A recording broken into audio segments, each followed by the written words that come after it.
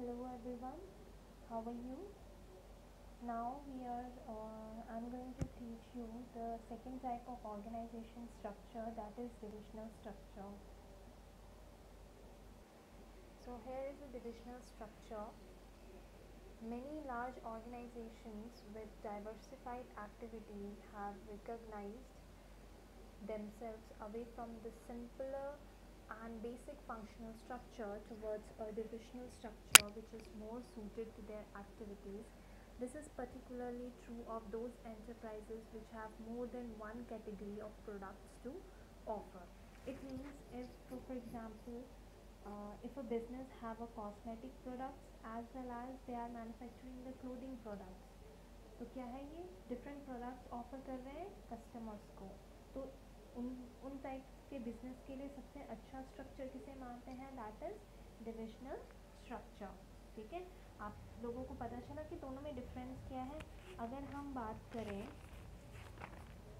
Functional structure की, तो हम ऐसे ऐसे बिजनेस की बात कर रहे हैं जहाँ पे एक प्रोडक्ट मैन्युफैक्चर होता है। ठीक है, लेकिन अगर हम बात कर रहे हैं डिविजनल स्ट्रक्चर की, देन इट मीन्स कि वहाँ पे एक से ज़्यादा प्रोडक्ट्स की मैन्युफैक्चरिंग हो रही है। ठीक है,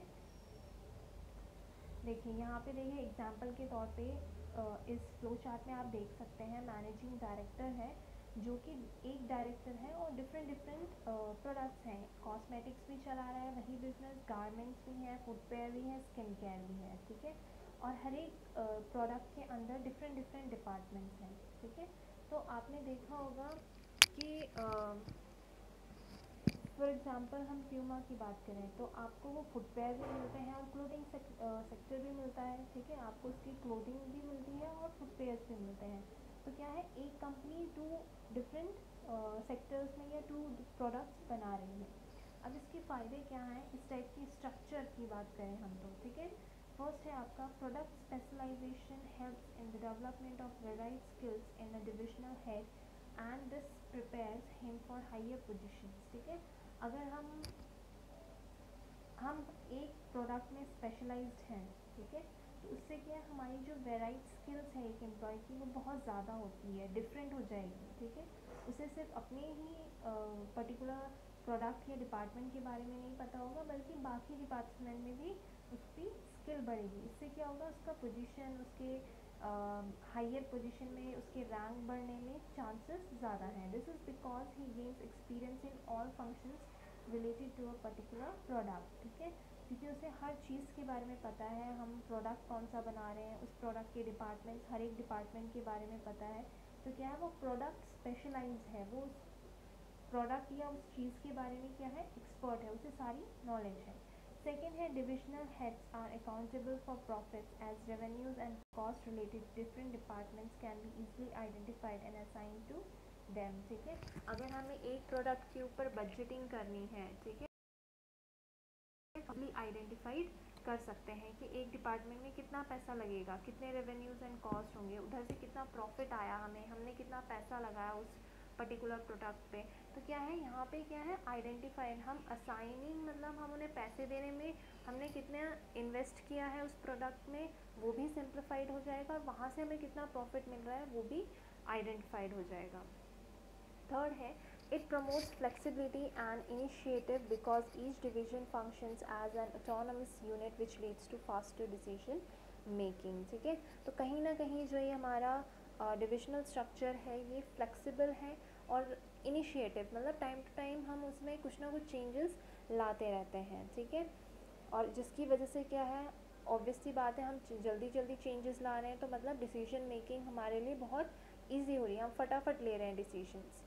नेक्स्ट है, it facilitates expansion and growth as new divisions can be added without interrupting the existing operations. ठीक है, यहाँ पे एग्जांपल में क्या दिया, अगर मैं अपना पहला बिजनेस स्किन केयर में खोल रही हूँ, तो दूसरा मैं फुटवेयर में खोल रही हूँ, बिना इंटरप्ट करे पहले बिजनेस को, स्किन केयर के जो मेरे प्रोडक्ट्स हैं उसको बिना इंटरप्ट करें मैं अपना दूसरा अपने ही नाम के बिजनेस का दूसरा प्रोडक्ट खोल रही हूँ, दैट इज़ फुटवेयर। ठीक है, तो विदाउट इंटरप्टिंग जो कि हमारा ऑलरेडी बिजनेस चल रहा है उसको बिना इंटरप्ट करें हम अपना ग्रोथ या डेवलप कर सकते हैं अपने बिजनेस का। लेकिन जब हम इसके डिसएडवांटेजेस की बात करें तो सबसे पहले आता है conflict may arise among different divisions with reference to allocation of funds, and further a particular division may seek to maximize its profits at the cost of other divisions. ठीक है, conflict मतलब क्या होता है, लड़ाइयाँ. ठीक है, तो conflict क्यों arise होता है, बिकॉज बोला जाता है क्योंकि डिफरेंट प्रोडक्ट लाइंस हैं, तो उन प्रोडक्ट्स को मैन्युफैक्चर करने के लिए अलग अलग फंड्स की ज़रूरत पड़ती है, जिसकी वजह से डिफरेंट डिविजन्स में क्या होता है, लड़ाइयाँ होने की चांसेस ज़्यादा होते हैं. ठीक है, कन्फ्लिक्ट्स अराइज होते हैं. सेकेंड है, it may lead to increase in cost since there may be a duplication of activities across products. ठीक है, कहीं ना कहीं डुप्लीकेशन का डुप्लीकेशन होती है, क्योंकि एक फॉर एग्ज़ाम्पल कॉस्मेटिक्स की बात करें, कॉस्मेटिक्स में जो सामान यूज़ हो रहा है, रिसोर्सेज यूज़ हो रहे हैं, वो स्किन केयर में हो रहे हो मे बी. ठीक है, तो क्या है, यहाँ पे डुप्लीकेशन हो रहा है, रिसोर्सेज का डबल काम लग रहा है, डबल रिसोर्सेज लग रहे हैं, तो उससे क्या हमारे जो बिजनेस का कॉस्ट है वो ऑटोमेटिकली इंक्रीज हो जाएगा. थर्ड, अगर हम इसके डिसएडवांटेज की बात करें, it provides managers with the authority to supervise all activities related to a particular division. In course of time, such a manager may gain power and in a bid to assert his independence may ignore organizational interest. तो यहाँ पे क्या है, किसी manager को पूरी authority होती है उस डिपार्टमेंट को या उस प्रोडक्ट डिवीज़न लाइन को हैंडल करने की या कंट्रोल करने की. तो इससे क्या है, मैनेजर के हाथ में एक्सेसिव पावर आ जाता है, और इसकी वजह से क्या होता है कि वो कहीं ना कहीं अपने पावर का मिसयूज़ करता है. ठीक है, तो ये कहीं ना कहीं नुकसान है डिविजनल स्ट्रक्चर, इस टाइप की स्ट्रक्चर बिजनेस ऑर्गेनाइजेशन में. ठीक है, अब ये स्वीटेबिलिटी किस में आती है कि ये किन टाइप के बिजनेस में स्वीटेबल है लागू करना. ठीक है, divisional structure is suitable for those business enterprises where a large variety of products are manufactured using different productive resources. When an organization grows and needs to add departments and introduce new levels of management. ये already मैंने flow chart के through आपको दिखा दिया था कि ये इस टाइप का डिविजनल स्ट्रक्चर उन्हीं बिजनेसेस के लिए एप्लीकेबल होता है जहाँ पे आप अपने बिजनेस की ग्रोथ करते हैं, मतलब डिविजन्स लेके आते हैं, अपने प्रोडक्ट्स, डिफरेंट प्रोडक्ट्स मैन्युफैक्चर करते हैं. ठीक है, जहाँ पे एम्प्लॉयज़ बहुत ज़्यादा हैं, डिपार्टमेंट्स बहुत ज़्यादा हैं, तो वहाँ पे क्या है, डिविजनल स्ट्रक्चर यूज़ हो सकता है. ठीक है, आज के लिए इतना ही, और नेक्स्ट क्लास में हम इसके डिफरेंसेस पढ़ेंगे. ठीक है, इनके क्या कौन कौन से या कैसे कैसे दोनों डिपार्टमेंट्स, दोनों टाइप के ऑर्गेनाइजेशन स्ट्रक्चर में कौन कौन से डिफरेंसेस हैं.